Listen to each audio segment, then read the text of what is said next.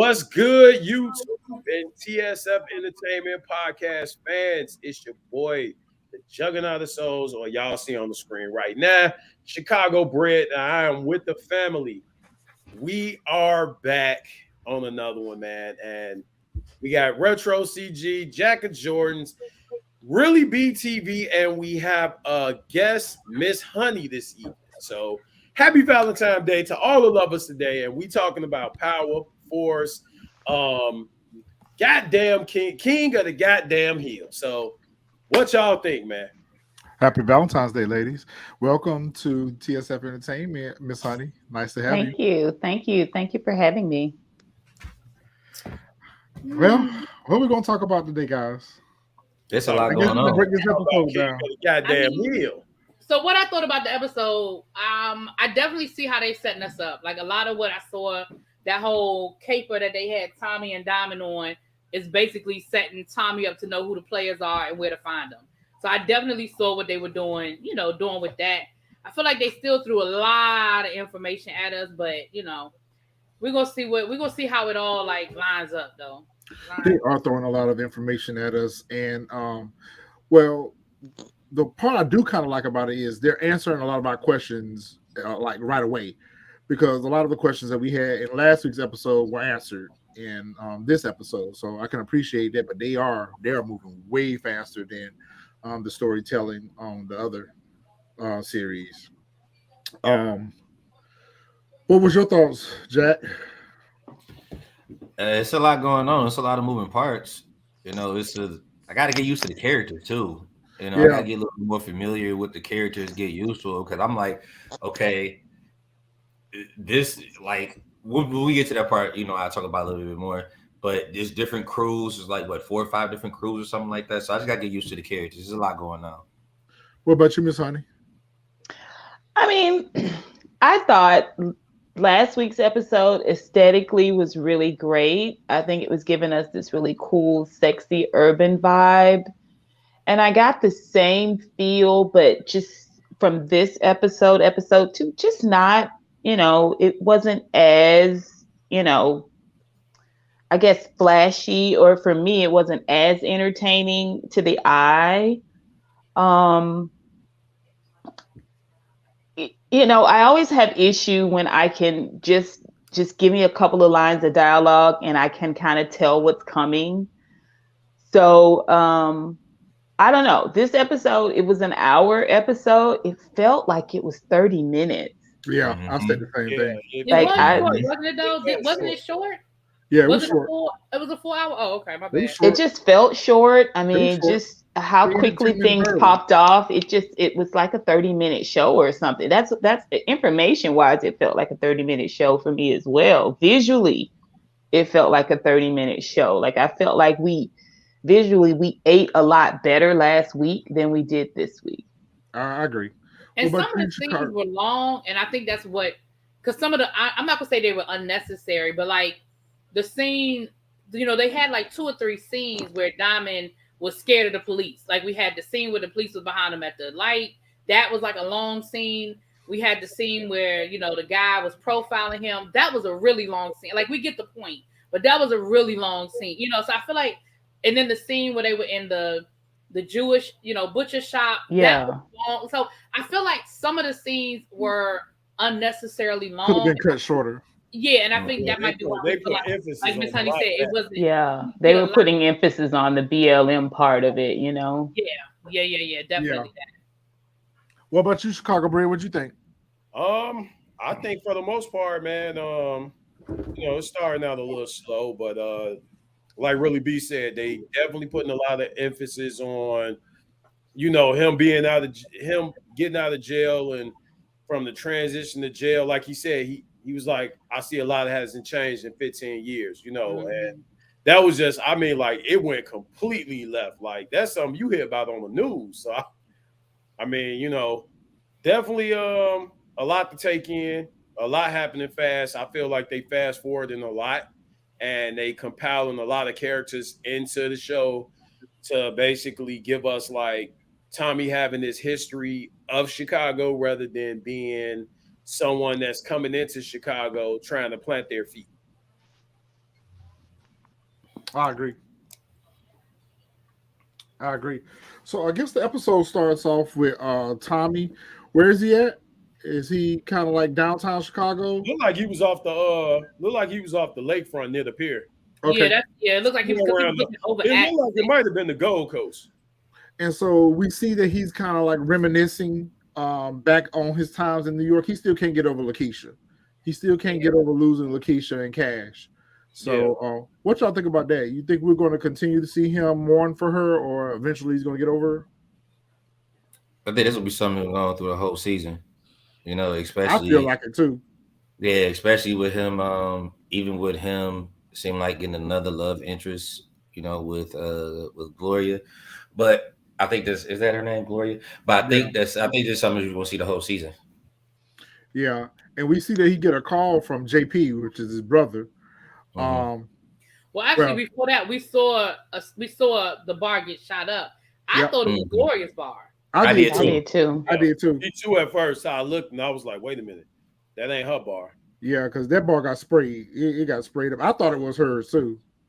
So yeah, JP's bar gets sprayed up.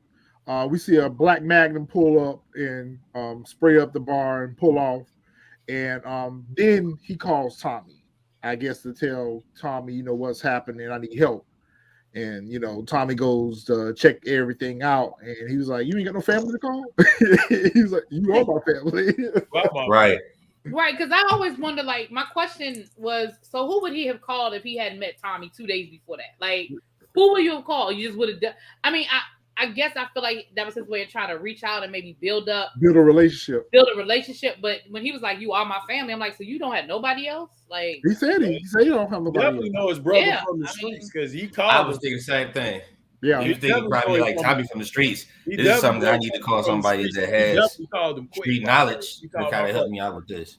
Yeah, these are the little nuances that always get Courtney tripped up, though, because last episode they emphasized on the fact that he asked his brother for his number. First of all, his brother wrote it down. Who's writing numbers down anymore? No one. But then, she put this emphasis on him looking at the number, then tossing it in the trash, and then duck, and going back and getting it out of the trash and being upset with himself that, he's got a heart. Pinocchio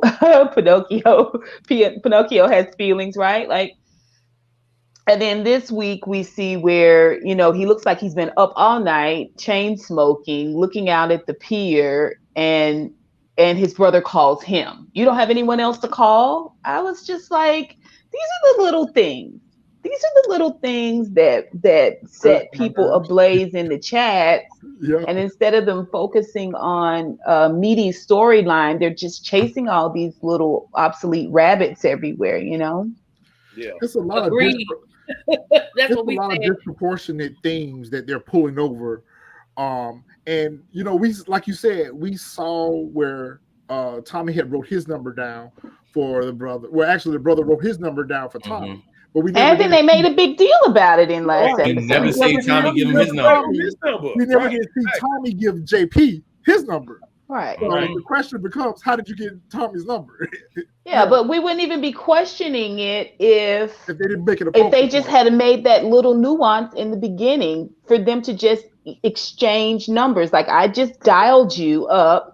I'm sending the number. You got it now. It would have just went away. We didn't even need the scene where he was throwing it in the trash, except I guess they wanted to show us that, he really wanted to be a loner, but he's still kind of tied to this family. Yeah. But it's just our eyes didn't need to go there at all. It could have just been wrapped up so much differently. And then we could have focused on other things that are important. Yeah, because there's a few other things as we go through that, like you said, Miss Honey, that again, you don't want to be nitpicky, but you create it by doing things that make us go, that don't make sense. You know what I'm saying? Yeah. So he offered him the money. That's what I was going to say. Oh, my bad. I didn't mean to step on you. We learned a lot in that scene because one, we learned that JP's father is sick and that him and his father own the bar. And that this is the third time that the bar has been shot up. We learned that he doesn't have any protection or anything. He's struggling to make the bills. We learned that he has an ex-husband that he's going through a divorce with. So I mean, we learned a lot in that particular scene. Tommy throws him 10K for to help with his troubles, and he tries to give the money back, and Tommy like, no, take this money. You need this money, and I got a way to help get you some more money. So what y'all think about that? I mean, it shows what Tommy's heart is, but yeah, because the brother said it always happens with Tommy when his heart gets involved with something. Yeah, because he told the brother said this ain't even gonna make a dent in it. So that lets you know that he in deep debt. Yep. Well, a hospital bill will do it for you. Well, yes, he said those hospital bills was. I mean, at least they made that legit. They made that debt legit. When they said that, when he mentioned hospital bills, it was just like, oh, okay, I get it. My biggest question is who keeps shooting up the club? I got the answer to that already. I got the answer to that too. Yeah, I keep that yesterday. Go ahead, Marv. The answer to the club shooter? Yeah. It's JP's son. D-Mac. Yep. Y'all think that's who it is? Yeah, they already tell you how. Y'all remember that scene? Go back. Oh, that was the gun. Yes. It was the same gun. It was the same gun that shot up the club. Put it in the box. He picked up the picture of his father and looked at it and put it back in the box with the gun and put it up. Yep. Okay, you the gun expert. Okay. You're the gun expert, so yeah. Yeah, that was the same as that gun. That's his son that's doing that. Agreed. When I saw that and we talked about it last night, I said, I think personally it's one of those things because JP mentioned he didn't know his son. He said his mom kept him away from me when I went away and when I came back. I don't know when he came out. Right. So with that being said, I think his son has that, that anger or that rebellion or like, I know who you are, but I'm gonna do this because I want to know why you left me. So it's kind of like finding out the attention. I think personally, I think that Tommy gonna end up doing something to him. To the son? Yep. I'm hoping that it's not what happens because that's gonna make me just very upset. I think we go back down this pathway again where we got another son trying to kill another father. Exactly. Because do not go down this road. Please do not. But at least, but I would say this, at least in this scenario, I agree with you. I hear what you're saying on Retro, but at least in this scenario, I understand his anger. Whereas with Tariq, I still don't get that. Like I ain't never nobody's ever going to give me to understand why Tariq hated both so much. But in this situation, because we don't know what his mother said to him, we don't know how he grew up. So his anger towards his father could really be like a man. Like, I know who you are, you don't know who I am, but I'm gonna do what I gotta do. And if you gonna fix these windows, I'm gonna keep spraying them up. I'm gonna keep inconveniencing you as much as possible. I mean, but he hasn't seen his son since the son was 2 years old. Yeah, his son could be passing him on the street every day, and he wouldn't know him. Right, because when he said my son vanished, I didn't think he was still in Chicago. I'm like, he's still in Chicago? Yeah. I mean, so for it to take this sort of drastic turn, it must be necessary to the storyline in a different way. So I'm not going to discount the idea that Tommy's going to end up killing the son because they introduced this son in this weird kind of way, in this violent way. So is it just going to stay on this violent trajectory? Or, I mean, because like I said, the son could walk in the bar at any time. Even at 16, he could walk in the bar at any time. Like, so he wouldn't know him, Right. Because he actually, I agree. He already pulled the gun on Tommy and everything. Because when he went to the barbershop and he had the bag, he was like, well, that's when the other kid was like, I ain't waiting on you, I'm waiting on the nod. And he was like, who are you? And he was like, oh, okay. And that's when what's his name? Diamond's Jannard. Jannard, the brother. Yeah, he nodded and he was like, that's when the guy finally put the gun up. But so authentically Young says, I think once Tommy finds out who he is, he will take him under his wing. I think that they're all going to end up working together. I think that this is the introduction to Tommy building his crew. I think once Tommy finds out who his nephew is, because that's something that Tommy's always longed for, is a family. Right. So he's going to have his brother, his nephew. I think that's going to replace the void of Tariq and Cash. I think that once it comes out who's who, I think they're all going to build a relationship together and they're going to work together. Yeah, but with this storyline, you gotta already know: is it gonna come out too late, or is it gonna come out at the right time? Something gonna happen. Something gonna happen. We know. We already know. I agree. We already know something gonna happen. Somebody gonna get shot.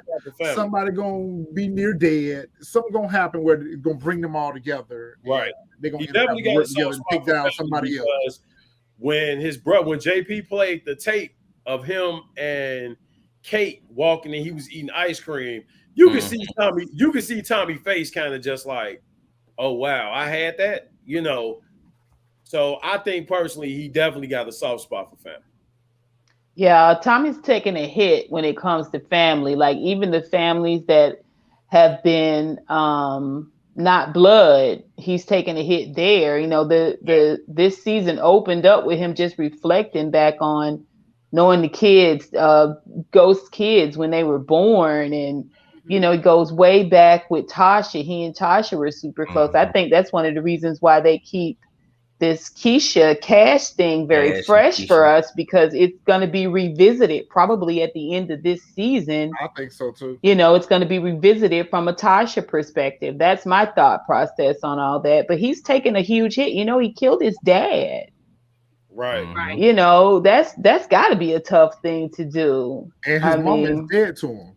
Yeah, basically, but Kate's gonna find her way. We're probably gonna see Kate at some point. Yeah, Kate's on her way to Chicago right now. Yeah, Kate's the worst junkie ever. She's the junkie that never goes away. Yeah, as we speak right now. Yeah, as we speak, she's driving. Yeah. Soon as she figures out he's there, she's gonna be right there on his coattail, and she's gonna hitch her wagon to it.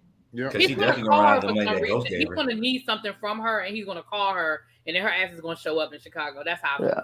And Kate is a point of weakness for in more than one way. Kate, because she is a junkie and she's used to being able to come back off of the junkie stunts, she could actually be more of a problem for him in Chicago, especially where the Flynn's are concerned, because she's aesthetically what the Flynn's are, what they consider to be a part of their bloodline, green eyes, red hair, pale white skin. She could be a real issue for Tommy in Chicago. Well, not only that, but here's more of her lies coming out. So, or secrets rather. Hear more of her secrets coming out, because, Tommy came there with the intention on putting flowers on his grandmother's grave, only to learn that the lady's alive. That the lady's not dead, right? And then to find out that I have a brother. So I mean, it's just more of her secrets that are coming out. And that's what I was going to say. The other thing is, we don't know what secrets she's sitting on, because there's a lot to that. Like there's a lot with that to unpack that I know we'll probably get to later on in the season. But I agree. I agree that she's definitely his Achilles heel. She's definitely that.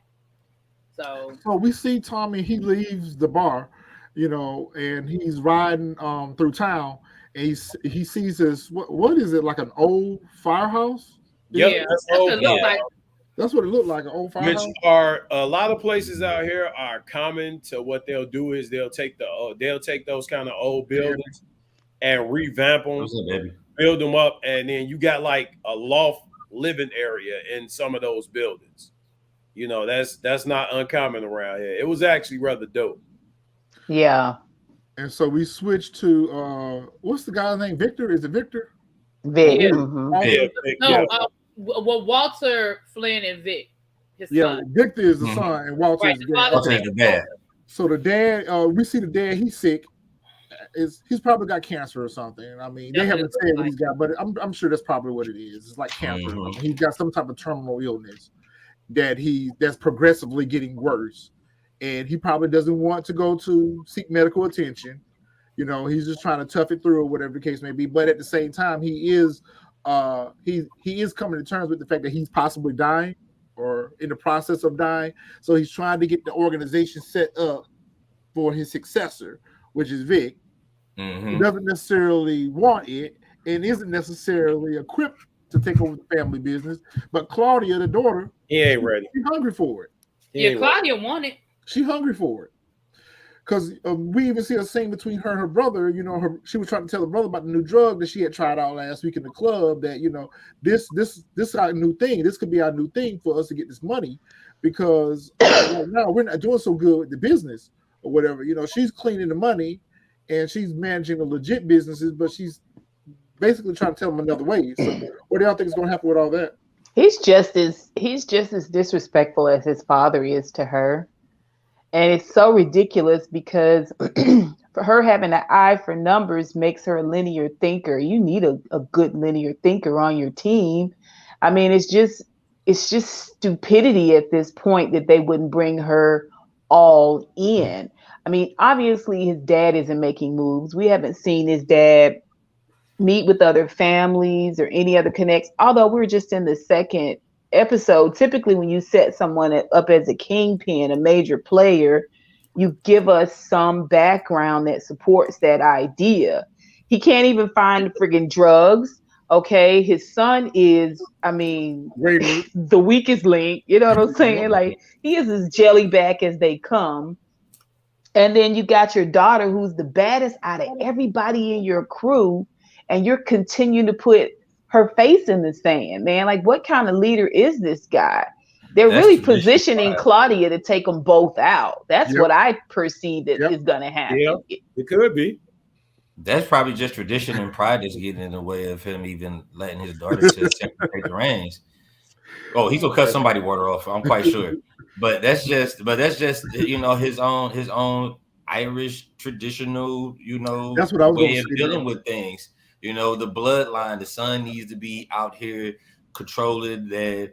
We need masculinity on the streets and everything else. You take care of everything else, and it can ultimately be the downfall of the whole family. The whole family cave in just because of that. Because Vic is not ready. No, he's not ready. I mean, Claudia's got more balls than Vic.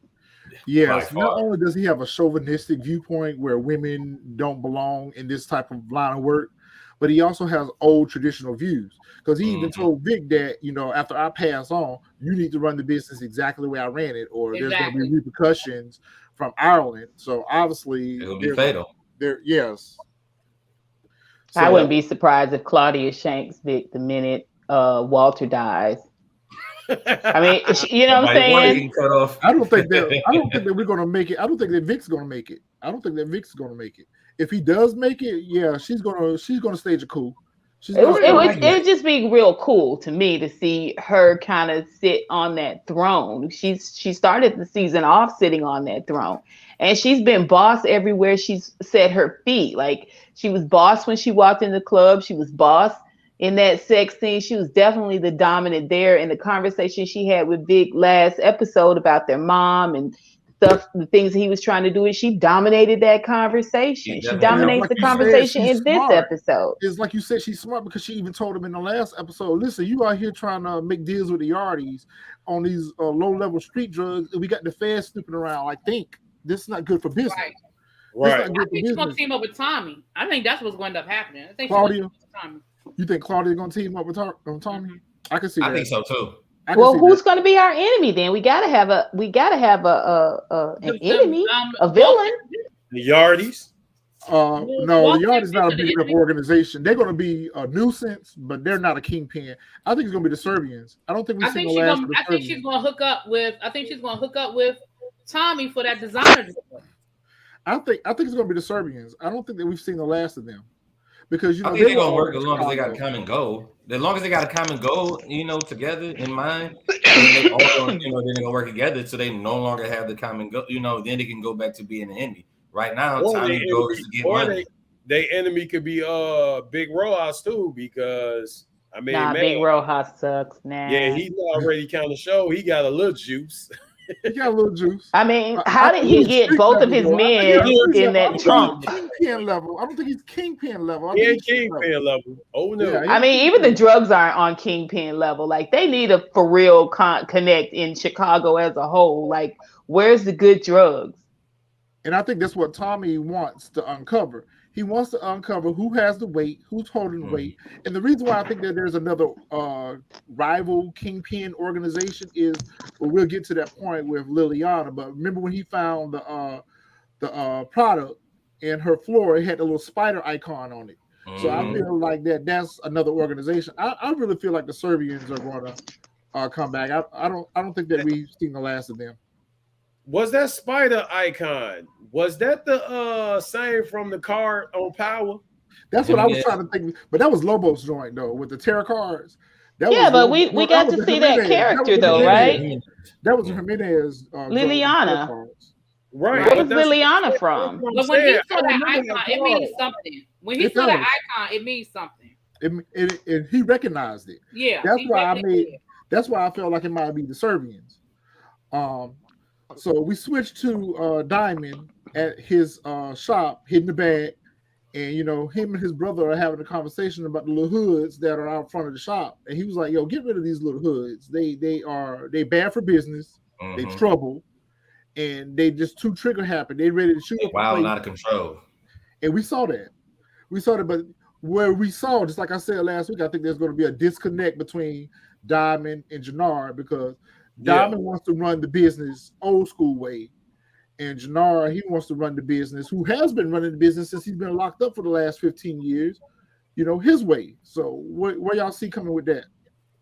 I see him kind of bumping heads because Jannard is more so like he's more so to me like the Live Wire brother. You know what I'm saying? Like more like a hot. We got to get shot up. He's the Kane. He's the Kane. We got to get shot up. We gonna shoot it up. Yeah. And then you got Diamond more so like, okay, I'd have been locked up now, so we got to strategically plan. I was about to say more strategic.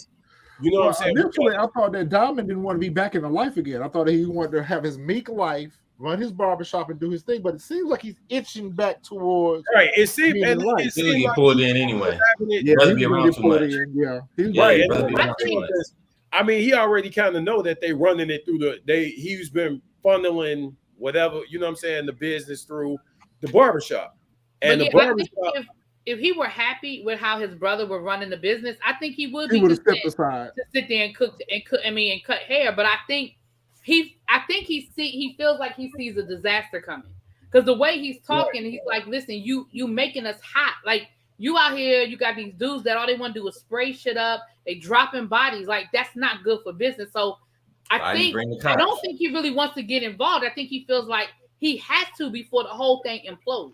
Because he started this shit and he sees what he started kind of going away, like, Right.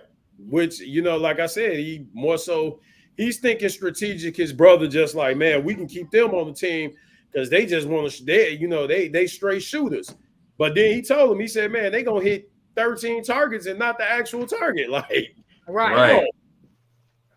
Well, I think too, last week, I mean, I may have heard it wrong, but I thought he was just saying he doesn't want to kill anymore. He doesn't want to just do all this gratuitous killing, right? I didn't take it that he didn't want to be in the, be in the game anymore. I think he just wants to do the game, differently, better. He wants to move smarter. I think that's one of the reasons why he and Tommy kind of bonded, because he was seeing that, there's another way to kind of run this thing. This is what it kind of spoke to what he already wanted to do. I agree. Yeah, because Tommy about his money, so he didn't want to have all this, shooting, and even with the young guys hanging outside the bar, he doesn't want any of that. He wants it to be real lay real low with everything. And I think the brother just wants his name to ring out in the streets. Killings, murders bring cops. So, there's a way that we can move without bringing the feds on top of us in our organization. Diamond on that Stansfield. Yeah, well, what's ironic is that he's hooking up with Tommy, who was the original hothead, right? It was Ghost that really kind of showed Tommy that we can move differently, we can move better, and still make this bread, right? So it's so funny and to me ironical that that he's hooking up, with Tommy in lieu of his brother, and Tommy's the original hothead, right? Yes, because he just wants his name to ring out in the streets. That's all. That's what I think. The brother wants Jannard. That's what he wants to do. He just wants to be known in the streets. Diamond just want to move, get his money, and at this point, Tommy is kind of like in between. I think he still go there. You see, he choked my man up in in the barbershop. Choked him right up in the barbershop. So I think he's like making that transition over to just being more so about the money, but being a hothead is still definitely in him. Yeah, it's still definitely in him. I mean, this is the second episode. He's already broken an arm, fractured a jaw, set 2 people on fire in the trunk, right? Like, right. He's still there. Yeah, it's still there. The benefit for Tommy is that he's white. Yeah. That's another thing that they showed, that they're white privilege. The juxtaposition between 2 people being in the game, the difference being their skin color. Mm-hmm. Yeah. And the vantage points. Yep. Yeah. Yeah. Tommy could have walked right out of there and talked to the cop with the drugs on his back. He wasn't going to be searched. He wasn't going to be questioned. Exactly. And you can see that on Diamond's face. Like these men just standing here talking like they old friends. You know what I'm saying? Like both of their mama put raisins in the potato salad, and I'm scared for my life. Like I just peed a little bit. Yep. So we see Tommy parks up this alleyway. He gets out of the car, and he's attacked by this chick. And so they banging too. Yeah, they were banging. Yeah. They were like Mr. and Mrs. Smith banging. Yeah. Right. They were banging. So he recognizes the chick when he sees a scar on her face. This is Liliana, all the way back here. And there's a lot of callbacks. Even in book 2, there are a lot of callbacks to season 1, Power. So Liliana was one of the couriers that worked for Tommy and Ghost. And she got her face slashed in the elevator that episode by Pink Sneakers. Pink Sneakers, yep. And Tommy wanted to kill her, and Ghost didn't. Ghost was like, "No, let's not take her out. We can use her." So, but he lied about it first, and then because Julio went to go see her in the hospital because he paid her off through Julio, and Julio gave her some money and told her to get out of town or whatever the case may be. That's episode 1, 2, and 3. I'm rewatching Power now. It's a little further on down. I want to say it's towards the end of the season when she was taking out all their primetas. When Pink Sneakers was taking out all their primetas, it was that episode where they had to take all their drugs off the street because they kept getting robbed. It was that episode where she got her face slashed in the elevator. Mm-hmm. But the thing about it is, though, I feel like they've kind of revisited her character a little bit because she wasn't a banger like that in Power. Right. Yeah, I don't remember her being that. Hard. Yeah, she went that hard. Yeah, but we only saw a glimpse of her, and she probably thought her life was in danger now that she see Tommy. So he probably figured, I get a drop on him before he gets a drop on me. Yeah, but the pink sneaker girl was with a dude when they got in the elevator together. She took the dude out though, right? Yeah, she shot the dude, but she slashed the girl across the face. Yeah. The girl ended up getting slashed across the face because she was trying to steal drugs from him, wasn't she, or the money? Yeah, the money. Yeah. And so she thinks that Tommy is there for her.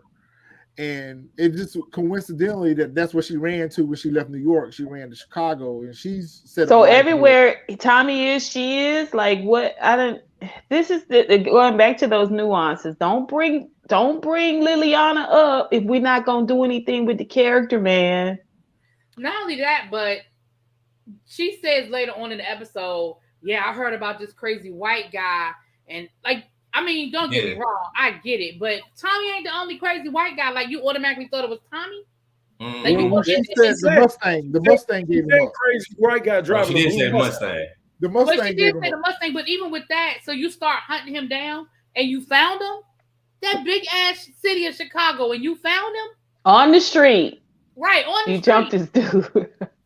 He's just walking down the alley. Like he wasn't like I can see if his car was parked outside of a restaurant and you went inside the restaurant or waited for him to come out. He's just walking down the street. I was like, he was in the alley when she found him.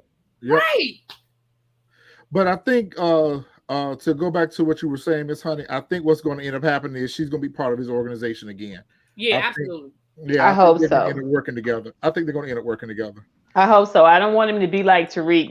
Tariq's got like 15 different enemies. Like any one of them could take him out. I would like to see Tommy build a team.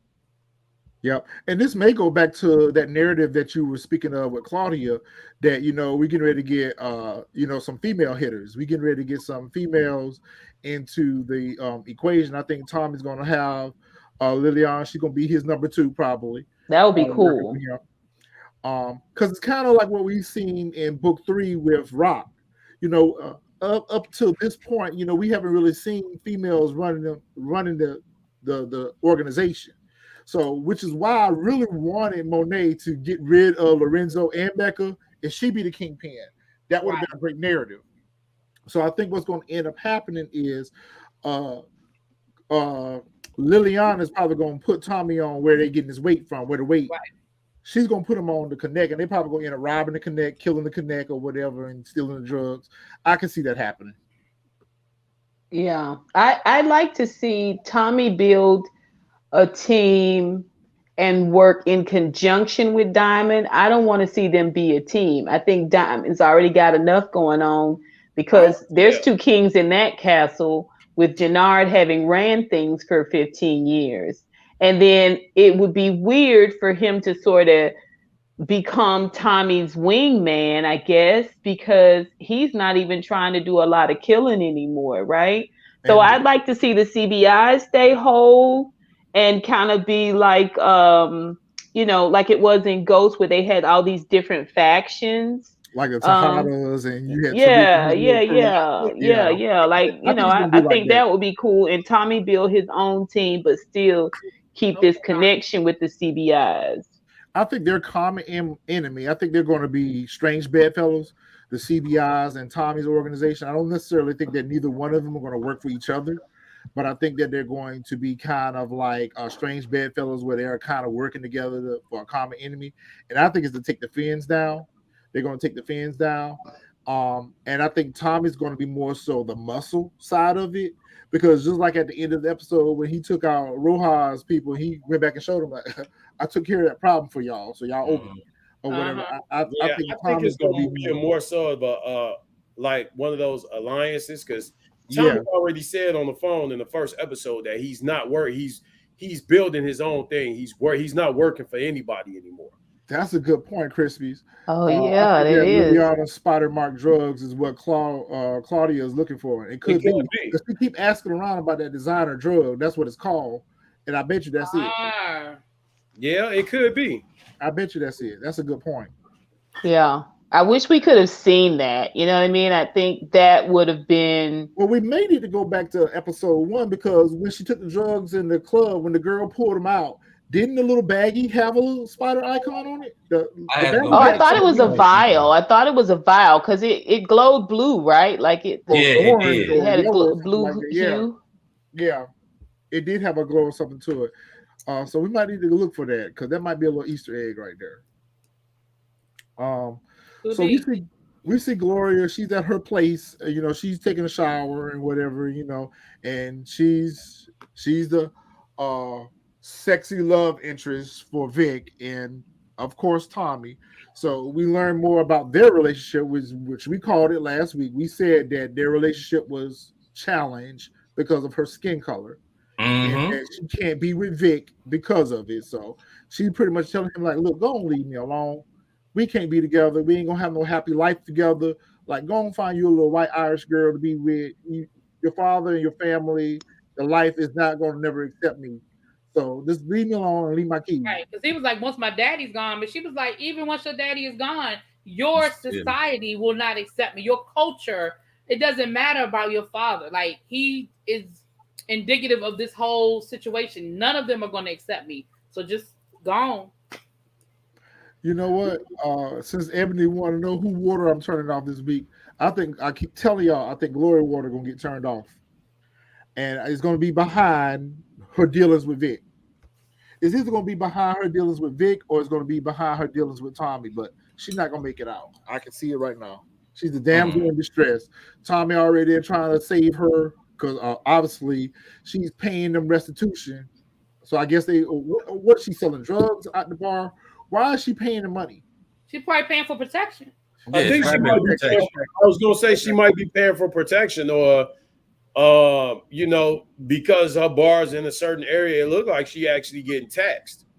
You know, so she could be paying for protection, or she could be paying a tax to the Flynn family, and then her and Vic actually getting intimately involved. So there goes Xavier. I was wondering where he was. What's good, Xavier? Hey, What's Xavier. up, Xavier? There you go. He finna start acting up. You know it. Okay, so I didn't think about that. So, okay, she paying for protection because remember Tommy asked her, "You want me to get you up out of it?" She's like, "No, I got myself in. I'll get myself out of it." So, right, what's going to happen to her? She's not gonna make it. She's not gonna make it. But I was thinking the same thing Xavier just said. I'm like, damn, they gonna kill another love interest. Like Tommy was gonna set Chicago on fire. Watch. I mean, Tommy ain't never had no women. I know, right? Tommy can't never do that. I'm telling you, I see it. I foresee it because it's this parallel that he keeps going back to with Lakeisha. He keeps reminiscing on that. That's why he's trying his best not to get attached to Gloria. He's trying, they had sex or whatever the case may be, but he ain't trying to catch feelings for her because everyone he catches feelings for, everyone that he learns to love, ends up getting taken out because of that. And that's what's going to end up happening with this chick. Watch. Behind the catfish, man. I hope they don't do that, but that's going back to what I was saying about they keep bringing on these same parallels from the other Power series. Like it's the same thing that happened in book 2 with Tariq and Lauren. You know, they keep doing this. Every chick that gets involved with these dudes, something bad end up happening to them. Yep. And shout out to my little nephew here, man. Y'all see him. Oh, yeah, little power. He on the podcast. There you go, Wayne. Man. Oh my gosh, why are you guys matching? You're dressed alike today. Yeah, it's our uniform. It's our uniform. Oh, he brought it up. Even the baby brought it up. You noticed that I'm not, though, right? You noticed that I'm not. No, you're not. No, you notice that I'm not. They left me out of the conversation. Well, you're just a caterer, remember? Exactly. I'm telling you, y'all better stop underestimating these girls now, even in the whole power dynamic. Okay, I like it. All right, where you at, Marvin? Huh? Where you at? Oh, I'm right here. Hold on, man. Bow. Boom. Y'all know what time it is, man. This I know what it is. They always. I got left off of that group call, Miss Honey. I wasn't. His power always giving us good sneakers, you know. JP had the Nigel. You're right. And since Marvin lives in Chicago, it's only right that we represent for our brothers. So you know. Whatever. JP had the Nigel Sylvester's on. Diamond had on the black cap. The cap and gowns. Cap and gown 11s when they got hit, when they got grabbed up by Rojas.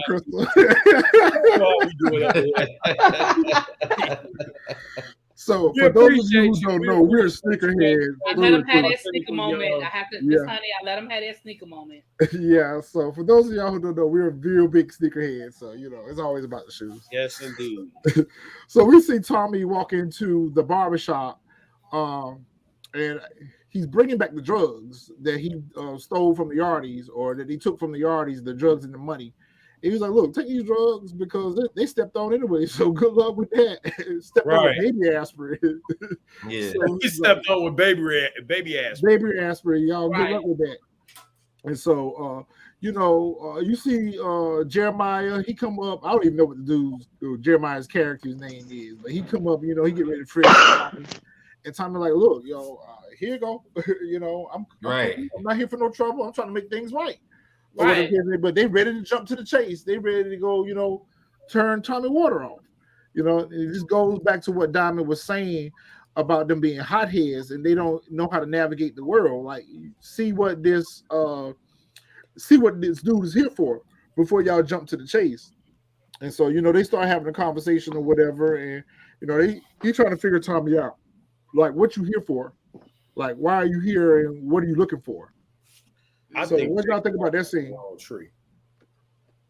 Xavier said if they kill another Tommy love interest, I'll be officially over with it. Be over it.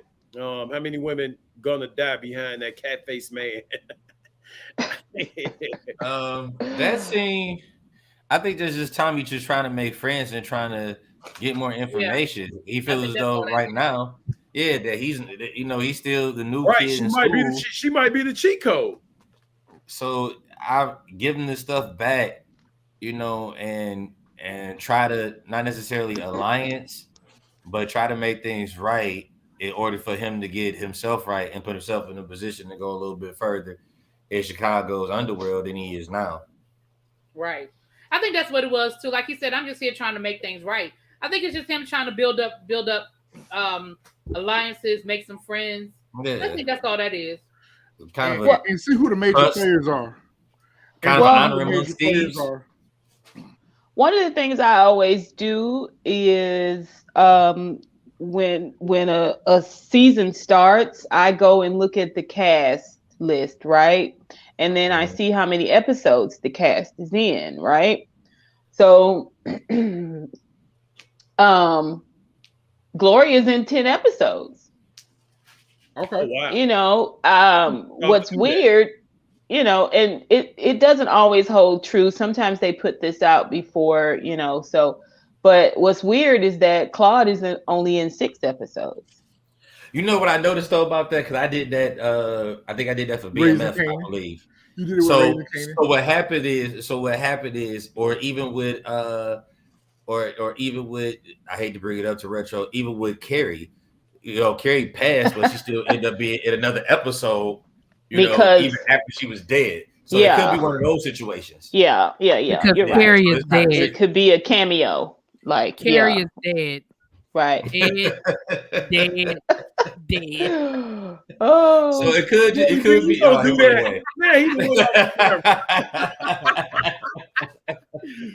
He went away. He wouldn't be our friend no more. Oh man! But it could be one of those situations. Right. You're right. Yeah.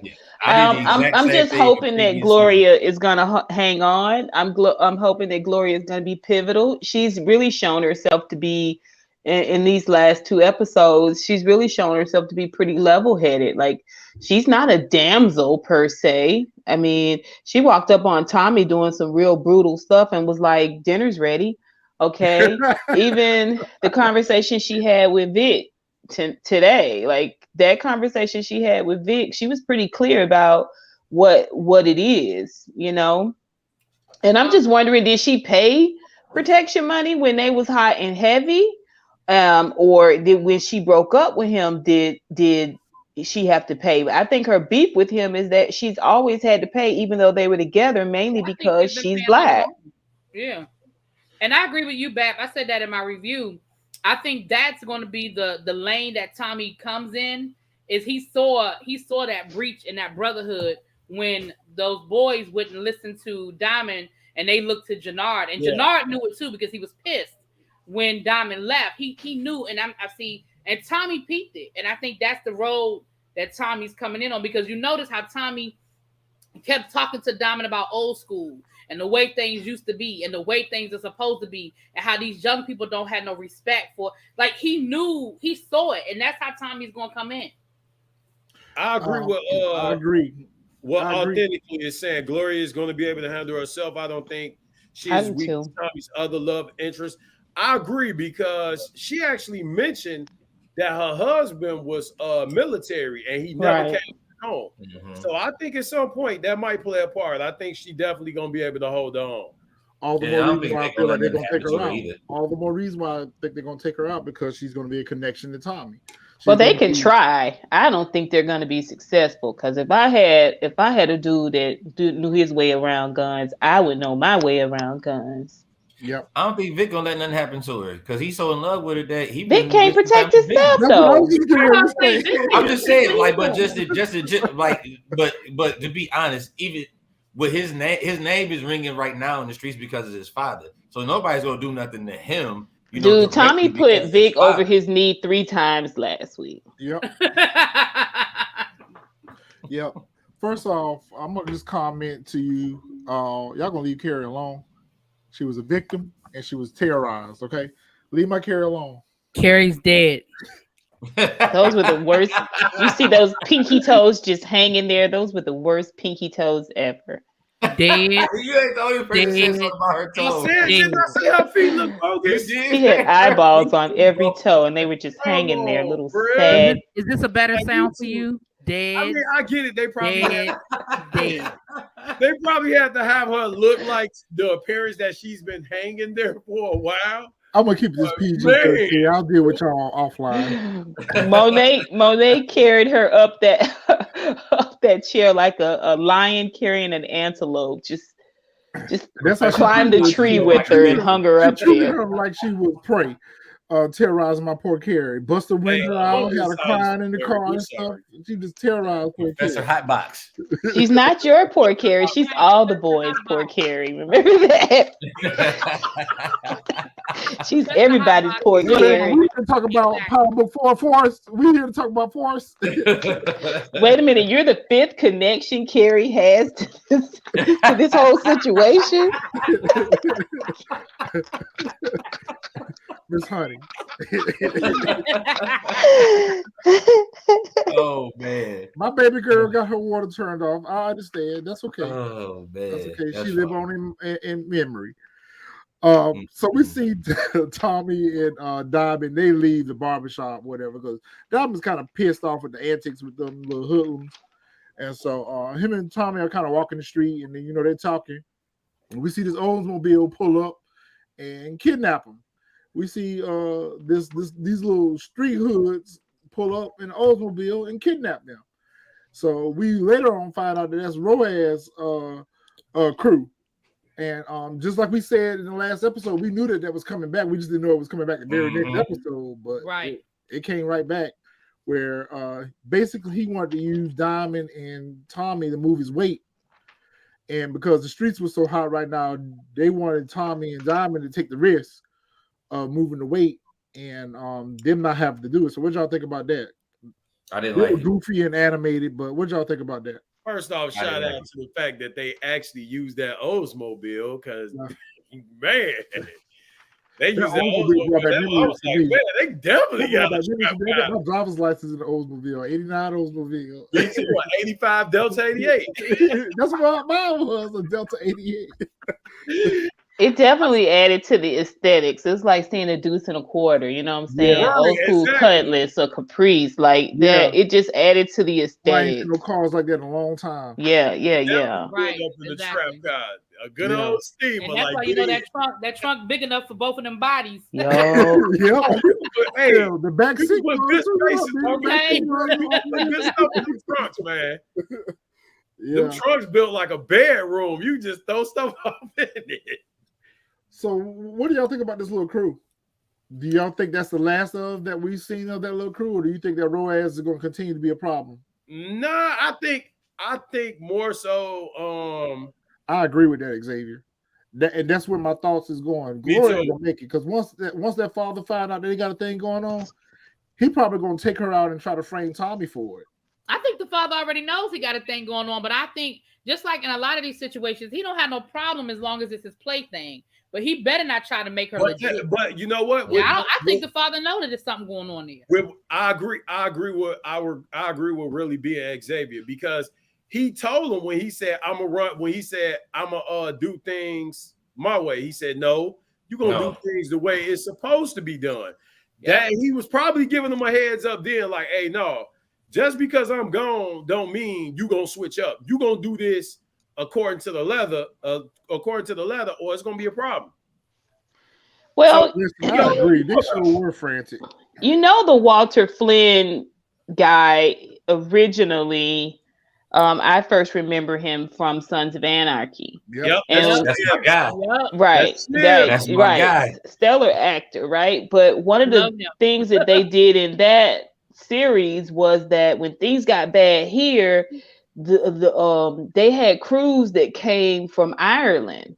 Yeah. So I'm wondering if we're going to see that sort of mimicked here, where when Walter's gone, someone's going to come from Ireland and just check everything out or see how everything is going. I'm just wondering. That's I believe so. I think we will because again, they bring it up for a reason. Now let me say this: in a normal television show, I would say yes. Now we know Power and Courtney Kemp and her crew sometimes be doing shit that would be like, what? But I think so, because I think why would you, like, you brought it up for a reason. Like, you let us know that they answer to somebody, and the expectation is when I die, you keep the status quo. So I could absolutely see a crew coming in. Yeah, I could see that happening. Because he even said it. He says Ireland is going to have expectations that you keep running the organization the way I have it. So I believe what you just said is exactly what's going to happen. So they're probably kicking up stuff up to Ireland too, and they're probably just checking in and making sure things still being ran in the traditional Irish way. Yep. I mean, Vic is all he got. It's not much, but it's all he got. I think he knows Vic is a weak link. You know what I'm saying? But he knows he's weak. I think that what's going to end up happening, though, something is going to end up happening to Vic, where it's going to make it easy for Claudia to take over if she don't take him out herself. I mean, this is power, and you know what the theme is for power. Everyone's looking for power, so they're going to eliminate whoever's a threat or whoever's considered competition. So it kind of goes back to Jannard and Diamond. I think that there's going to be a power struggle over there in that organization, where one of them is going to try to take each other out. I think it's more so going to be Jannard that's going to try to take out Diamond, because he's going to want control back of the organization again. I mean, I thought Jannard was going to get it this episode. He needs to, because he don't look like he know what he's doing either. He look like he in over his head too. Yeah, you know? I mean, it would have positioned Diamond differently. It would have positioned the Tommy Diamond dynamic a little bit differently. We had got rid of Jannard. I think what's ultimately going to happen is Jannard is probably going to make a move on Diamond. Yeah, I agree. I totally agree. So you see Tommy and Diamond, they are riding the city, and they're pretty much going around to all the stops of where they have to deliver the product to. And he's pretty much using Tommy as a wingman. And, you know, Tommy's able to go in and not only is he able to go in and deliver the drugs, but he's also sizing up these organizations. He's sizing up these situations. So I feel like these are going to be people that he's going to sell to eventually as well. So he's just kind of get a feel for, you know, who are the players, you know, and who he's going to need to move his weight to. So what y'all think about all that? I agree with that. I definitely think that him being able, like you said, circle the block once, and if I don't come out and Diamond like leave, he was like, no, circle the block twice. Like, I think he's basically, you know, like you said, he's pretty much doing his recon work to find out what's what with these different crews, and basically that's how he's gonna, you know, either infiltrate or Tommy gonna X him out completely. Yep. Did I miss something? How did he know who to sell it to? I guess off camera, we're left to. I think that Rojas people told them where they needed to make the deliveries. Yeah. Well, he went to the Latinos. I think that's proper. He went there first, so that's one faction, right? And then he went to the Hasidics, right? That's another faction. And then the last faction, they're probably going to end up Xing them out because they're junkies, right? That was a trap house. Yeah, they're junkies though. So anytime you got somebody taking their own product, that they're primed to get taken out, right? So he's seen it all along the way. Like really B was saying in the beginning, you know, the Rojas piece really was kind of thrown in there, but it was meant to move Tommy around the city so that he can see some of the players, you know, which I guess is smart. But at the same time, I don't know, man. I just wish Courtney would set things up a little better. Like it's just that's all so high school playish sometimes, you know. Definitely put it in the perspective that Tommy actually learned some Spanish. Yeah, I mean, you know, you put this dude in a wheelchair, and so the answer is to kidnap him now and make him sell our drugs. Yeah, right. I like it. It's just like, what? Okay. I think that is going back to what Crystal was saying, that they spent so much time on other scenes Yeah. that they really could have spent a little bit more time on setting up other scenes that were more important than the scenes that they spent time on. Which, just like this cop scene, I mean, we saw twice that the dude was nervous about the cops. So we really didn't even need that second scene at all, because we knew from that first scene that he was kind of on the paranoid side. He just got out of jail, so he's kind of nervous about interacting with the police or whatever. And then to spend so much time on the whole driving while black, I mean, we know that. And so, right. but it also sets the tone how Diamond can utilize Tommy as a resource, because Tommy can move in lanes that right. he can't. Tommy can get in spaces that he can't get into. Right. But I think the other thing and you're right, Retro. I didn't even think about that. That's a good reason why they would put that in there. But again, they could have done that with a head nod, because again, you open the door to us questioning something that doesn't make sense. And we said this in earlier. So Tommy, are you riding? I mean, is the car not in your name? Do you have a fake ID? Because there's no way in hell they ran them New York tags with that New York driver's license that said Tommy Eaglen and ain't nothing pop up. And he don't been part of all these investigations and murders. Like, suspected of, wanted for, like, no. He wanted for trying to kill Tasha. But Tommy, they think he dead though. Remember, he's supposed to be dead. Go ahead, Miss Honey. Go ahead, Miss Honey, because that's what I was getting ready to bring up. But I don't think this is when they thought he was dead though. But at the same time, even before he died, Ghost shot up the Mustang. They don't even know he got the Mustang back. But I think this is before he left. I mean, I think this is when he left the first time. I don't think this is after he came back and faked his death, because the way the first episode started, it's literally him leaving New York and he's grieving. And I think, and I don't know if they're going to give us that during this season where he goes back to New York and why he actually went back. But I don't think this is after he faked his death. That's a good point, but still, Tommy was always good. That's something he learned from Ghost, working with Ghost. He was always good for having a bird in the bush. Is it a bird in the hand? It's worth two in the bush. So he's always had like a hookup. That was why their businesses ran so smoothly, from outside of having a great lawyer, is what they had a lot of hookups. I wouldn't be surprised if he had somebody to wipe his record, if he knew somebody. To me, that's more explainable and more plausible. Or he's under another identity right now. Yeah, he's very confident that because remember when Diamond asked him, "What are they going to get when they run your place?" He said, "Shit." The guy didn't say his name. He didn't say, here, Mr. So-and-so, here's your ID back. You're right. He never did say his name. Yeah, I mean, when he saw him, he was like, bro, see you later, bro. That's what irks me, though, Miss Honey, is the continuity. Because if I will perfectly accept that as an explanation if what Crystal is saying is right, is that when we saw him in book 2 try to kill Tasha, that occurred after these events. Which it seems plausible. I don't find anything wrong with Riley's theory at all. And it could be how they introduced 2-Bit into completely doable.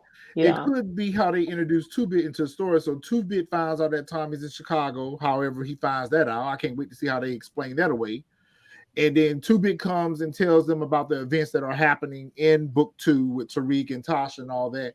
And then that prompts him to go to New York and try to kill Tasha and to try to fake his death. But right now, he's wanted right now for the murder of Ghost. He's wanted right now for the murder of Ghost because Tasha gave him up as the murderer for Ghost. So fix the continuity. Because if that's the case, then I'm going to be irritated with that, because these shows are not running concurrent, but they're running concurrent. I need to know where the timeline are we left to assume that there's different timelines between book 2 and the timelines are all over the place. Well, what I'm learning is that there's two. These timelines should be concurrent. They should be happening in the same timeline. But there's two episodes per episode, right? There's the actual episode that we see, and then there's the retold episode that Courtney Kemp does on her live every week. Where she explains all the Butterfingers, the holes in the story, and all of this stuff. And that's how we kind of put together one cohesive episode. We take her live and the actual episode that we saw, and then we're supposed to be like, okay, this is what it is. Which again, I can completely understand what Really B says. It makes perfect sense to me about the timeline. All of that. What I can't believe is there's no heavy hitters in Chicago. That there's no heavy drug dealing in Chicago. Like the drug game is so whack in Chicago that people are buying drugs from junkies and selling drugs to junkies. And it's just, to me, none of that is plausible. They're trying to prop Tommy up to be this, this superhero badass, kick butts and take names. But who's he fighting against? Like, there are a bunch of kindergartners in the drug game. He said he's Batman. But that's the same thing they did in book 2 that frustrated me. And how many times did I say that in book 2? Why are we acting like this is the only place you can buy drugs in New York? Once Monet killed Jackie Long at the end of the first season, they spent all season long worrying about a connect. I'm like, it's New York City. You got to be kidding me that y'all sitting here acting like the only place y'all can get drugs is Mecca. And y'all can't piss Mecca off because, oh my gosh, where we going to get a connect?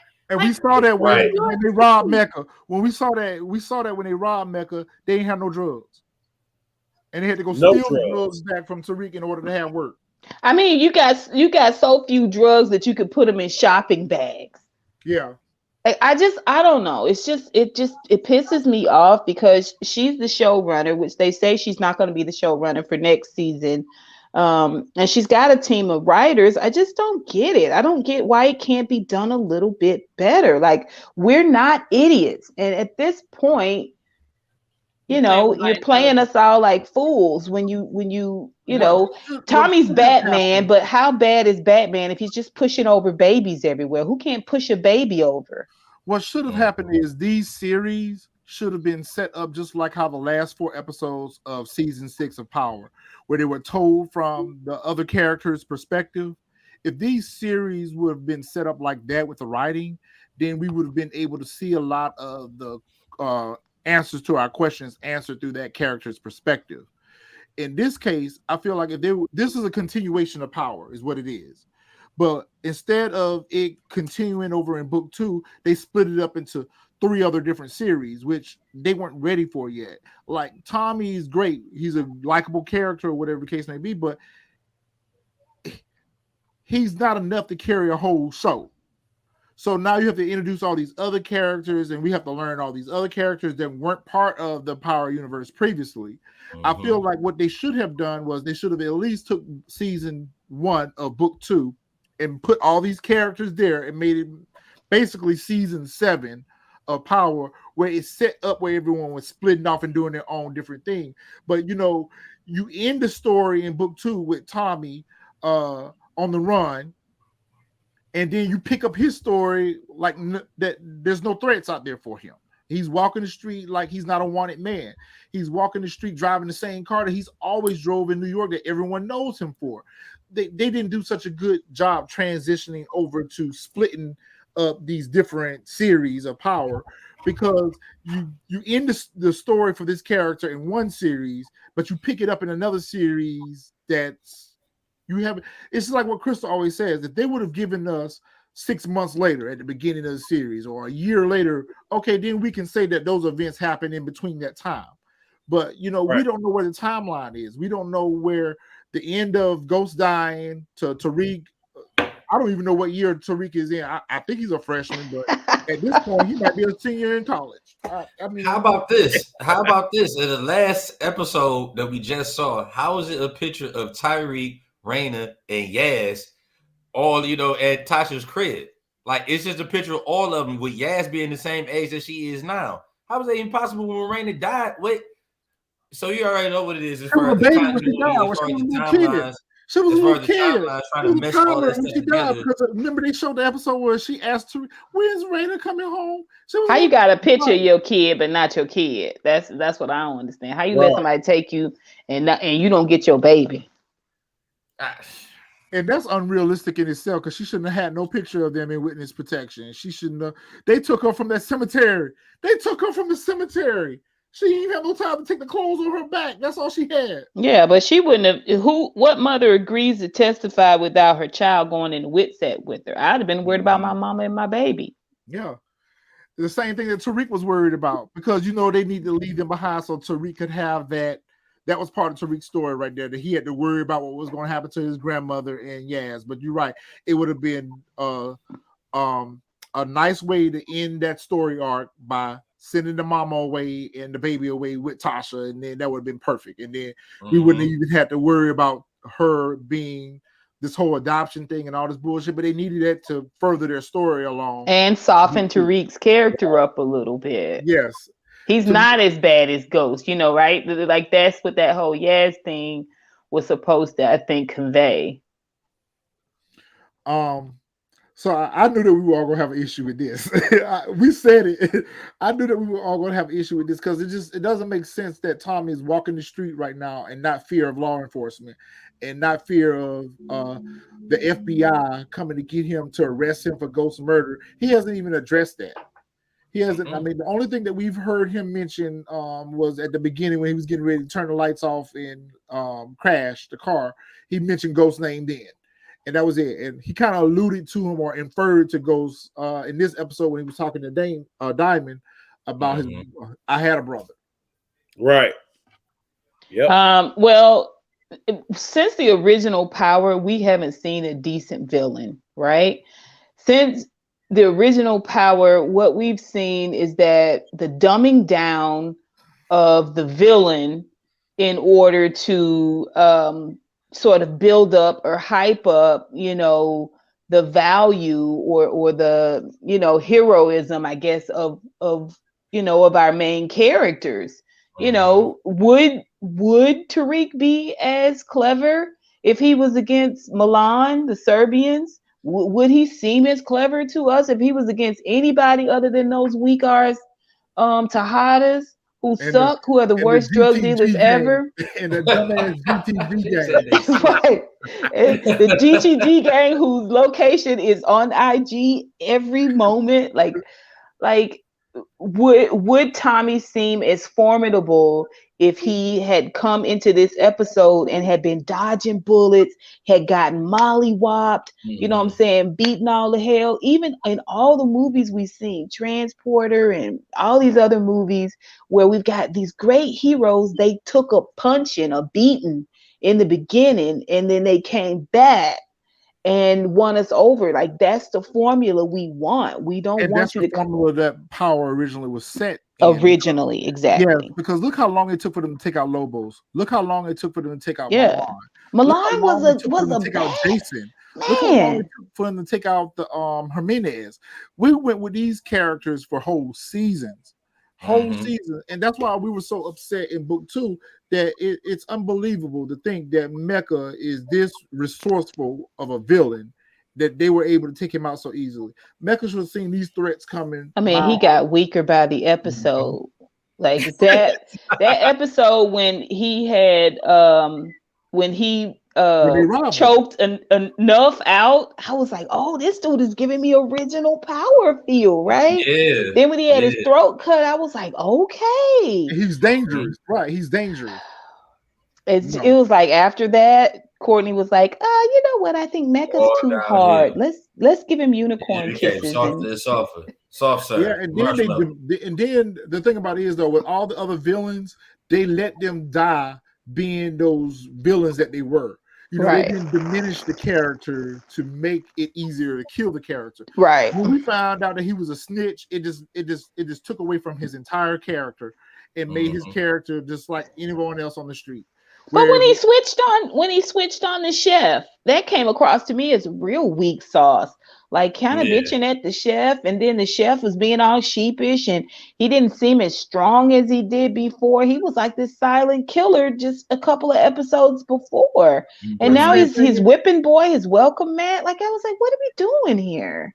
The same thing in this episode, because you see Roja's crew, they kidnapped Jannard. They shouldn't have even been able to get to Jannard, because at the barbershop he had a whole little crew of hitters around him, and all of a sudden now he walking the street by himself, and they're able to just rope him up and take him away and use him for ransom. Yeah, that's what I'm saying. I mean, if they're just a bunch of weak, put these killers on. Hey, yeah, put these killers on the payroll. Now you got snatched up. yeah, it's a bunch of weak villains. I mean, I don't get it. The building. So how did they even get close? Get that close to even get them? Yeah, you can't respect the main character for being cunning and clever and strong and stealthy if your villains are just easy. Or if your villains are just fodder, if they're just easy targets, like I said, you just like pushing over a baby. Like, who can't push a baby over? Yeah, but the fact that they turned Mecha into a punk, I didn't like that either, because in the first episode of season 2, when he took out those GTG gang members in the alley, okay, I'm like, oh, this one gonna be rough. Like this one, even with season 1 with Jackie Long on Rico, I mean, Monet just took him out just like that. I mean, she took out the guy that came to put the security windows in. I mean, but when you look at that, when you look at Jackie Long being a big drug dealer, bro, like, who's not going to? I mean, I ain't take that serious. I'm like, this Rico? I'm like, yeah, kill him. Quick. What I'm saying is, these characters should never be caught off guard by themselves where someone can take them out. Mecha should have known better to have Monet in his house with him by himself. I mean, none of his product was really guarded. I mean, we saw like Mecha's men. It was just 3 at a time here and there. I swear, I was about to say the exact same thing. Like, how's your product not guarded? And how is Tariq out? And how's Tariq outsmarting this dude that's in federal that's working for the feds and got all this other stuff that's going on, but all of a sudden Tariq is smarter than him? Not saying that he didn't know that. He did know that Kane had something to do with it or whatever, but it's one of the things that should have never fucking happened. I mean, never happened. Yeah. I mean, I know I'm on my soapbox here, but it's just the dumbing down. I see it constantly, right? Like a lot of our shows, they give us the clothes, like the fashion, they give us the music, right? They give us a little pop it, a little flash, a little gossip, a little girl, you know what I'm saying? A little cat fight, a little yang, yang, yang. But we can handle mature, complex storylines. Like, it's okay. We'll be able to follow along, Courtney. Especially if you make it make sense through the writing. Yeah. If the writing is, and see, the thing about Courtney Kemp is she drags story arcs out through seasons. Whereas, if she ended a story arc in one season and started a new one, that's fine. But she carries her story arcs over from season to season to season. It's just like right now, we're calling back to events that are in season 1 that we've long since watched, that we're long since forgotten about. So now that's drawing you back to go watch. All this is just a marketing scheme. Because we introduce a character from season 1, now let's go back and watch season 1. Let's get them numbers back going again. So you're playing off of our viewership and our fanship. I mean, she watches these reviews. She listens to these podcasts. She goes out here on Twitter. That's why she's on IG every week doing those lives, is because she sees how vested the fans are into the show. So she's using that to exploit us to say, you know what? I'm going back over here to watch this season. I'm going back over here to see what happened in season 1. 6 years ago.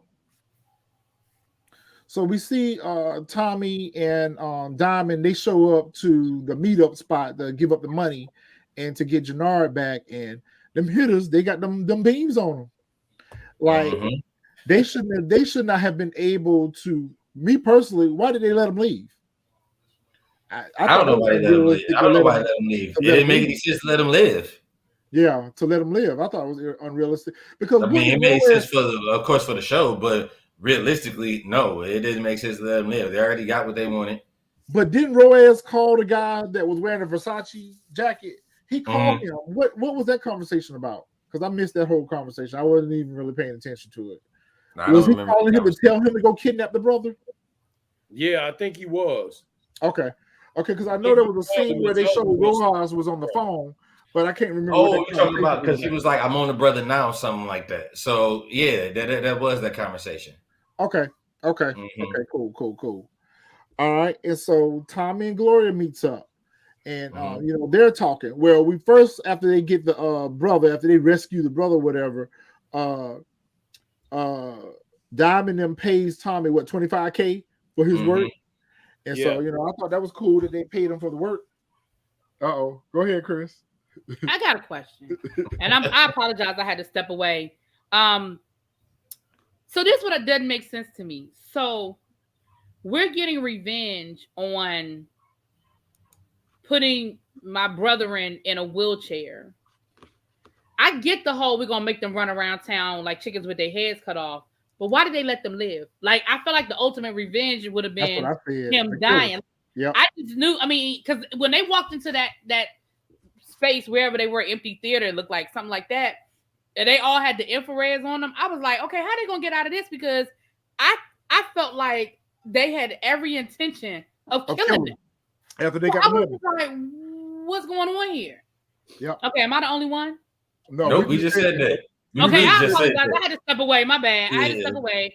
I apologize. We just said the same thing. We thought that was. We just said the same thing. Like, what was the point of letting them walk away? That scene we could have just dealt without because you knew you had to let them live anyway because they're the main characters. Exactly. So what was the point even putting the infrareds, right, on them like that? They could have just dropped the money off and dropped the, they had a drop off spot or something. But by them adding that in, it doesn't make any sense. And again, from a strategic point of view, I know why they did it. They're letting Tommy, one, learn the city, and two, learn the players. And he's right. And three, him and Diamond are building something. I ain't saying they friends, but they building a bond. They're building something. Alliance. Definitely. And again, you pay attention to the conversations that they had. But they had the conversations about old school and reminiscing on the first time they sold their first drugs and how they made them feel. And so they're building something. And Diamond is realizing that, Tommy, not only is he a hothead, he know how to handle himself in the streets, but he's smart. Like, he's got a story. He ain't no, 2-bit, I sold a little bit of drugs on the corner type dude. Like, he know that Tommy. Yeah, so I understand from that aspect why they had them do the run around town thing, but I almost feel like I appreciate how they did it at the end because that was just gangster. The way Tommy just showed up with the jacket, it was like I got him. I was cool with that, but I almost wish that we had seen in that moment the three of them sort of have to work together to get out that warehouse because they were straight up. That's what I wanted to see. You see what I'm saying? Like, that's what I kind of wish that we had seen like them shooting at them, or because again, there was no reason why they were supposed to live. Like, all three of them were supposed to be dead. But okay. Yeah, they definitely. I'm sorry, my bad. I had to come in late. I apologize. What's up, Kamisha? You got to come up here too, Kamisha. One day you got to come up here with us. So we see where Tommy takes the money back to JP. He takes the money back to JP, the $25K that he earned from his work with Diamond. And I mean, that's good that he's trying to look out for his brother and help his brothers through his troubles. But what are we feeling about the brother right now? Because his character is very bland. His character. I mean, I know it's only the second episode, so they haven't really given us much substance for the brother. What do you think the brother's going to be? Do you think he's going to be a friend or foe? I think personally, the perception is we automatically think that because that's Tommy's brother, it should be some similarities there. But that's what I'm looking for. That's exactly they really night and day difference. Like, you got Tommy out here, it's whatever, but then you got the brother. It's a little bit more mystery to him. He seemed like he might have some stuff going on because he did say he'd been to jail. So he said, when I got out, and he mentioned like in, out, and all. I'm like, okay, so he's been to jail. So he has some things going on, but it's like they haven't really revealed it yet. Right. To what he's been through or what he has going on. But I agree. I think we instantly think that was because we found out that that's Tommy's brother. It's like, Tommy brother, really? Right. And I agree. Right. And I think that they're purposefully being vague on what I think they're careful. I mean, they let us know he went to jail, but I think they're purposefully being vague on what it is. I feel like JP is trying to be an upstanding citizen, but he really got it in him. Like I feel like he really is a gangster or got that gangster in him, but he ain't trying. He's dormant. And I think at some point this season it's going to have to either one or two things are going to happen. Either it's going to have to come out, or like Xavier just said, somewhere along the line he don't make it. But I feel like I know people think we always trying to kill people off. We ain't always trying to kill people off, but it's just how it's power. But I think that we're going to see him like open up the closet and he got a full arsenal and he ready to go to war, or he going to die on the sword. You know what I'm saying? I'd rather them kill Gloria off and not the brother. Because why take us to this extravagant storyline of Tommy having a black brother only to kill him off? I don't want them to do that. Well, I don't want them to kill either one of them off, honestly, but it is what I'm hoping they do, and I really don't want them to kill Gloria off, but just keeping true to the form of power. Everyone that's innocent, so to speak, doesn't make it out. That's true. Everyone that's innocent. I mean, look what happened to poor Zeke. I mean, he was the most innocent one out of all of them, and he ended up getting killed. So that's why it's easy for me to go to that, is because it seems like that's their formula. Right. It seems like they do this all the time.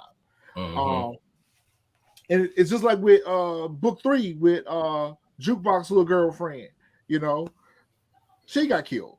So bad drugs. Yeah, bad drugs. So anybody who's not associated in the life tends to not make it. So, but I agree, Crystal. I agree with you wholeheartedly. I think the brother does have traits that street in him, and he definitely got somehow, some way, Tommy gonna get in the bang, and that brother gonna help Tommy bang out. I can see that. I agree. I can see that. So I think right now Tommy's just going to try to help him through his troubles, and then eventually the brother's going to reveal more and more as they interact with each other, as there's more scenes with them. I think the brother's going to. I think both of them are really trying to learn each other right now. And the biggest thing with Tommy is Tommy just wants to be a help, and really Tommy is just trying to pick up those missing pieces from his family. That the brother knows more about the grandmother and their life and times than Tommy does. So when he put that home video on, was that supposed to be Kate and Tommy? That's what it was. Kate and Tommy? Yeah. Okay.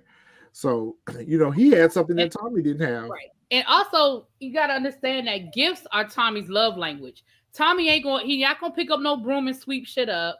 He's not going to, sit down and hug with you and commiserate. Tommy's gonna make it happen. So Tommy did what he knows how to do. I'm gonna give you this money, and I'm gonna go make more money to fix it. He that's all. That's what he knows. That's how he knows how to fix things. You know what I mean? You notice whenever there was an issue, Tommy threw money at it. He doesn't know how to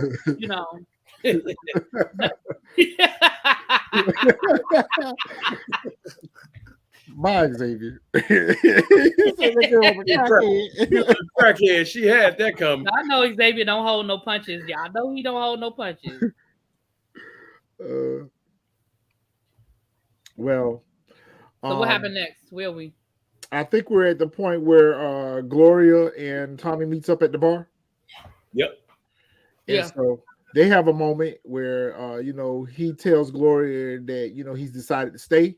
And Tommy behind the bar pouring her drinks. Yep. Right. And he also told her that, look, I didn't stay for you, so don't get your head. I'm down. I ain't for you, but I did. I'm down. Relax. Yeah, he said I ain't here for you. So that was hilarious because he said I found a reason to stay, and he looked at her and was like, "Don't worry, it ain't you." But we also saw in that scene that Vic was watching them. Creepy bastard. Yeah. He was watching them. So not only does he realize that Tommy didn't leave town, but now Tommy pushing up on his girl. That's going to be a whole nother situation. Like I said last week, love triangle. But again, he can't go to his father about it because he can't tell his father about the love triangle part. But he definitely can talk to his father about, yo, you told him to leave town and he's still here. Mm-hmm. Yeah.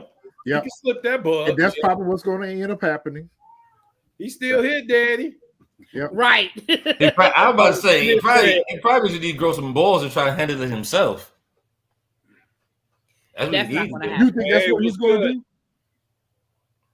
I think he needed to handle himself because he could leave out the fact, like even if he tells his crew, like we told him that he was going to leave and he didn't leave. I think so he's going to try to to take care of this.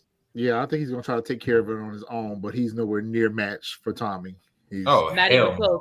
But my thing is like Miss Honey said, he laid Vic over his knee 3 times. Like Vic, you should know that you can't handle Tommy. Yeah, like you should know you can't handle him. And the reality of the situation is, I think that the father is going to he's going to initially be a little irritated that Tommy didn't do what he said do, but I think there's a part of him that's going to be like respects it. Yeah, because I'm used to dudes running and running tail when I tell them to run tail, but you still here. Well, okay, you know what I mean? And another thing I want to see too is Vic's crew. Where are your workers? Dead. Where's your crew? Dead or beat up. He using his daddy people. His one buddy that he had doing the pickups with him. Tommy beat his ass in the alley. Yeah. He's somewhere healing up. Yeah, so he's somewhere out of commission right now. And then Paulie, we haven't seen him anymore, but I feel like Paulie's more so his dad's Paulie's gonna do whatever the father say. Yes. Yeah, whatever the father say. If the father say we cool with Tommy, Paulie gonna be cool with Tommy. Like you could tell he was irritated with Vic and his boys even in that first scene. He's their babysitter basically. Babysitter, yep. Yeah, he's their babysitter. And then what was Simon? Simon was the guy that was the bag man. He was the one who comedic relief. Yeah, okay. That was the one who got beat up by Tom. Yeah, that was Simon. Yeah, so the one that said that's his you know what? I forgot about him. Tom Brady. Probably looking for some sort of revenge. I forgot about him. Yeah, he gonna come calling for revenge too. He gonna come calling for revenge because they said he was gonna be in the drawback. And she was like, "Nah, not on me." And he was like, "Not on me either, because I don't plan on staying." Yeah, but yeah. But we see that Tommy meets up with somehow, some way he tells Rojas' crew, and he get them together. He put them in the back of that Oldsmobile. Had them in the trunk of that Oldsmobile. Yeah. And they were hollering, screaming for help. Begging for their life in that boy. They were begging for their life. Poured out a good little line of drink, got them together. Yeah, he got them quick. Set your ass on fire. And set their ass on fire with that Set your ass on fire. You ain't gonna put me in the Oldsmobile. I don't do nothing about it. Put your ass in the Oldsmobile. I had said because the question is, how did Tommy get the drop on both of them and get both of them in there? Like that's crazy. But they wasn't that damn clever to begin with, though. No, they weren't the brightest. They were not the brightest knives in the book at all. They weren't playing with the sharp. Let's just say he picked one up and then he went to go pick up the next one. Let's just say that. I don't think he got them both at the same time. I don't see how he been getting both at the same time. But maybe he picked up one and then picked up the next one. Or maybe he played target practice with him like he did those yardies. You know, maybe shot one in the leg here, shot one in the arm here, or whatever. Mm-hmm. You know, he's Batman, so you know he got all kind of gadgets on his utility belt. So you know, ain't no telling what he did to get them in the back of that Oldsmobile. But he took them out with that bottle of Jameson. Mm-hmm. He was like, "Yo," Okay. I said that too, though. I said that ain't no way Tommy gonna let them live. I said, Tommy. I knew they wasn't getting out of this alive. Yeah. But I got another nitpicky moment. Again, I think I already said this though. Tommy's fingerprints on that bottle, like you just leave the bottle laying there in the middle of the ground with your fingerprints on it. Like, even if you have a fake ID, your fingerprints don't change, bruh. And the lighter. Yeah, and the lighter.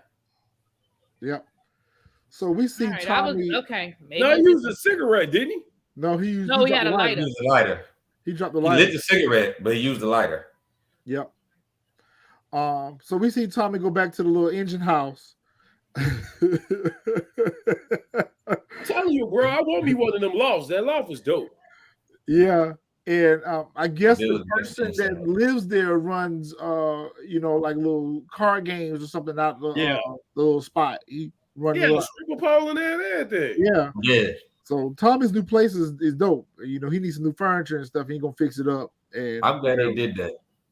I was wondering, like, where the hell is he gonna live at? Yeah, he been ripping and running. But I thought he was gonna end up living with JP. Is where I thought was gonna end up happening. He was gonna end up living with JP, but he went and got his own spot. and this is gonna be his lair slash house where he gonna live at or whatever case. He gave that boy some money, but what I wasn't clear about is it the same place where Liliana's living? No, nope, it's not. Because they didn't show him finding, or they didn't show him. They showed him breaking into her place, but I just felt like it was the same place. No, it's not. Okay, it's not, because the place that he just bought that guy out of, that place is right underneath the right near the L train. So he basically he over there, and then that apartment, I think her place was more like in the more like the more neighborhood area. He was right there off the L. So okay. I don't think somehow, some way he gets to drop on her, just like she got to drop on him mysteriously. Mysteriously, he gets to drop on her and knows exactly where she lives and what building or apartment or house she lives in, and kicks the door down, waving the fofo. And and they start begging again. They start begging again all over the house. I mean, what the hell you do, Liliana? She can take him. Man, he was giving her some blows. I'm like, damn, she ought to be unconscious by now. Did he hit her with the strap? Yeah, they was scrapping. Did he hit her with the strap at one point? Yeah, he did. Yeah, across the back of her head, hit her ass in the head with it. Damn, she ought to be unconscious by now because she was taking some blows. Who says that Gloria or JP are innocent? They are innocent. JP not. He just did time, didn't he? Doesn't mean that he's not innocent. His character is being set up as he's being someone that is not necessarily tied to the life. Now, maybe eventually on down the line he becomes a part of it, but as of right now, he's trying to do the right thing in life. He's trying to take care of his sick father. He's trying to keep his business up and going, and those usually be the ones that are collateral damage. You know, and Gloria was dating or had a fling with the mob underboss. Underboss. Whatever the hell he is. The yes man of the mob. Yeah. But I think because and we end the show with Gloria, I mean not Gloria, but Liliana and Tommy kind of like having a conversation while they fighting. And I think Tommy really comes to the realization that it is a coincidence that we're here in the same place, same time. And by the fact that he left her alive, that just tells me right there they're gonna end up working together. All right. So what do we think? Not too bad. No, it's still weaving. It's still weaving a little bit, but I'm hoping by episode 3 and 4, definitely by episode 5, that we start getting a little bit more substance.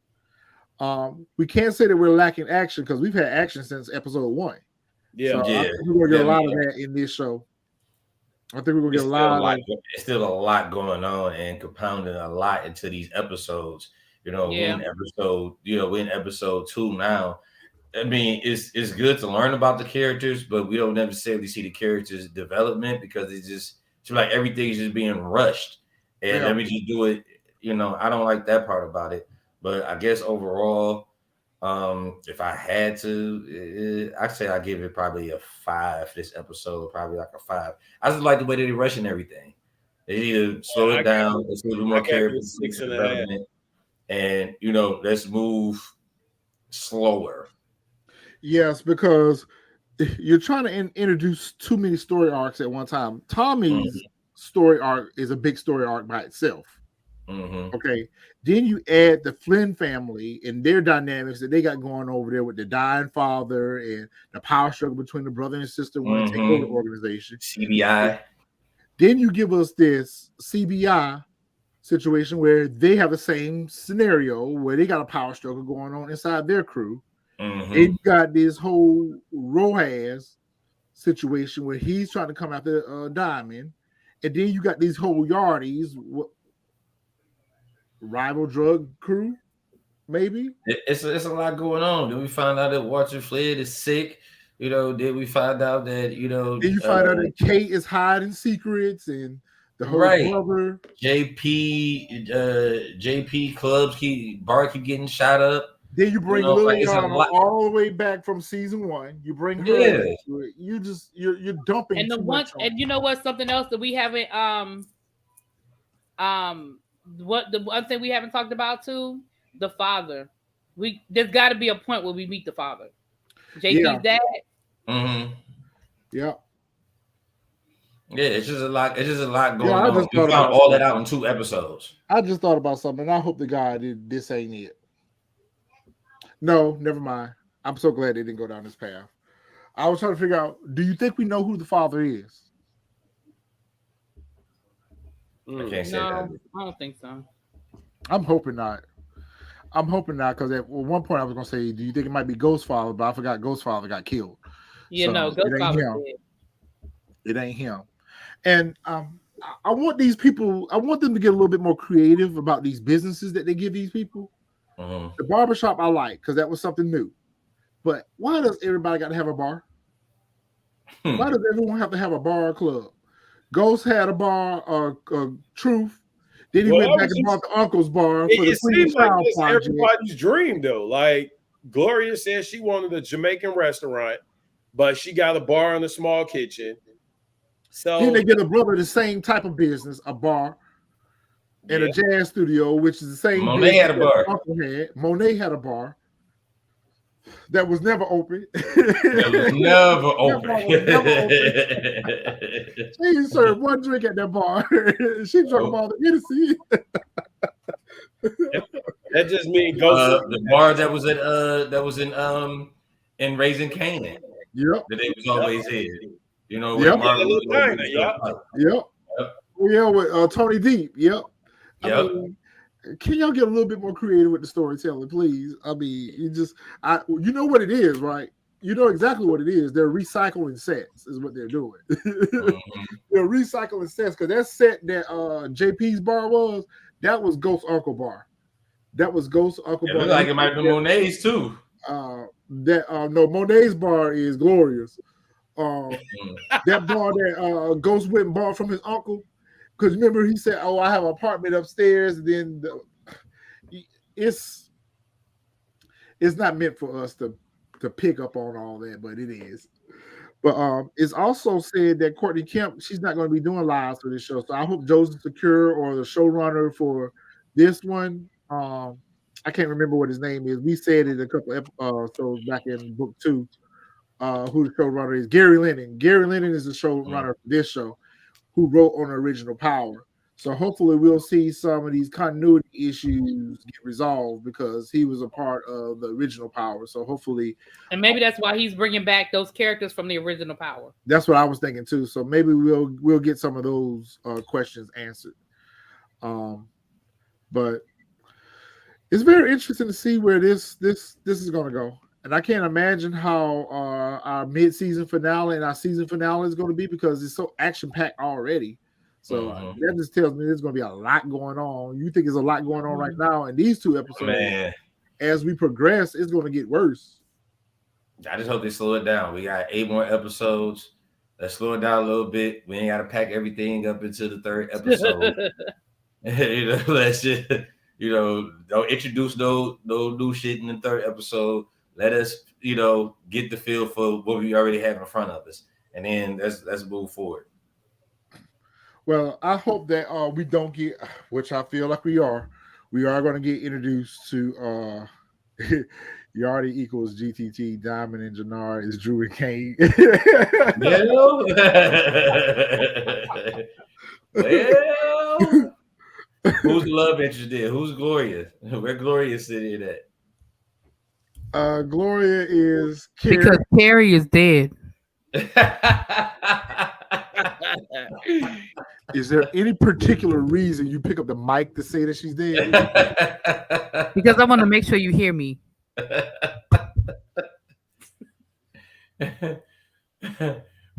Bang, bang. Shots fired. It's okay, Miss Honey. You just had to come back when we work out some of these technical issues, honey. Mm-hmm. You was giving us some good stuff, Miss Honey. Yeah, Miss Honey, the truth. Facts. Tommy and Vic will come to blows eventually. I can feel it. Oh, yeah, that's definitely happening. Yeah, that's definitely going to happen. That's definitely gonna happen. Definitely happening. It's gonna come to blows. It's gonna come to gunshots. Yeah, probably more so on Tommy end. Vic's a sucker. He's soft. You just let this new dude just come in, just push up on your babe like that. You soft. Took your babe, Yeah. took your Just come babe, in took and your babe, beat your boy ass, and shot beat the your windshield with your car. and your daughter be and your sister be punking you. Right. Whatever. Go use mix of Lakeisha and Carrie with the dash of Angela. He bogus. Carrie, Lakeisha, but all of them dead. So that means Gloria gonna die too. I mean, CG, we can't hear you. Tasha not. Oh well. CG, we can't hear you. I can't hear you. We can't hear you. Uh-oh. Oh, damn. It got to be something with StreamYard. It's StreamYard. It must be StreamYard, y'all. Yeah, we can't hear you, but we about to wrap up anyway. See if you can get back in. But if not, we ready to wrap it Can you up. hear me now? Yeah, we got you now. Yeah. Mike acting crazy. All right, so I guess that wraps up this week's episode. We'll be back next week and talk about book 4 Force. All right. Talk to y'all next week. We'll be here. Hopefully, next week Miss Honey can come back with us and we can get her technical difficulties worked out. We might have to do a practice StreamYard with her this week. Right. All right, y'all. We'll see y'all next week.